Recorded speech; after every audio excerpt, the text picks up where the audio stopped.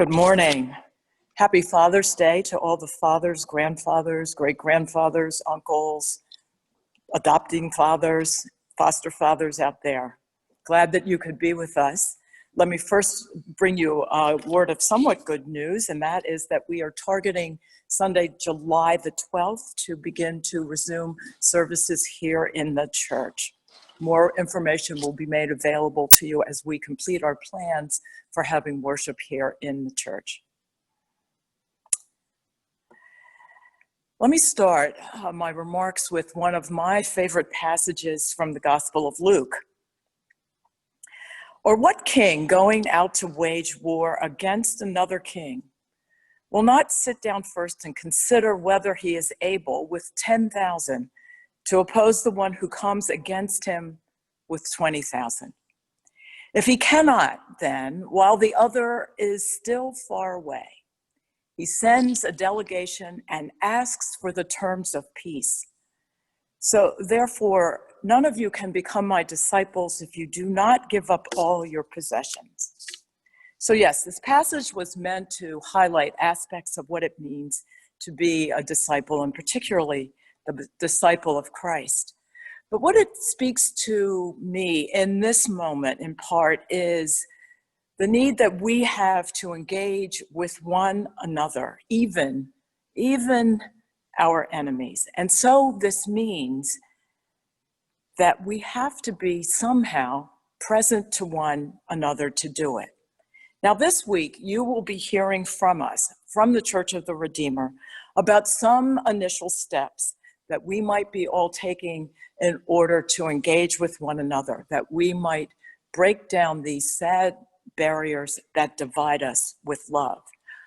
But let me say, this is only the beginning of what we are working very hard to do, which is to construct a more comprehensive plan.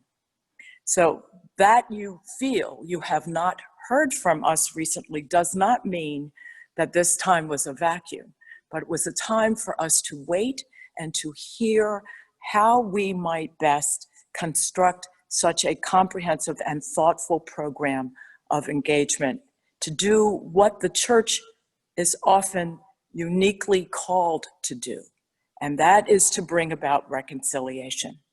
And I would remind you that reconciliation is a sacrament.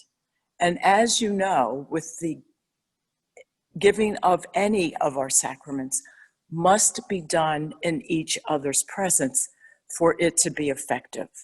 So we have to take cognizance of our now impaired state. Much of what we could do or would like to do must be done face to face for it to be effective. Zoom is good for some things, but it is just not the medium for us to engage, to see one another's reactions, to observe body language, and to listen as closely, openly, and honestly as we can to one another. So while we are building this comprehensive plan, and while you are waiting for these resources to be made available to you, I encourage each one of you to pray, particularly each of the prayers you heard this morning, to talk with one another with whom you live, and as best you can, to inform yourselves, so that we can look forward to meeting with you and presenting a set of forums that will deepen your witness as we go about this work of reconciliation. Thank you, and God's peace.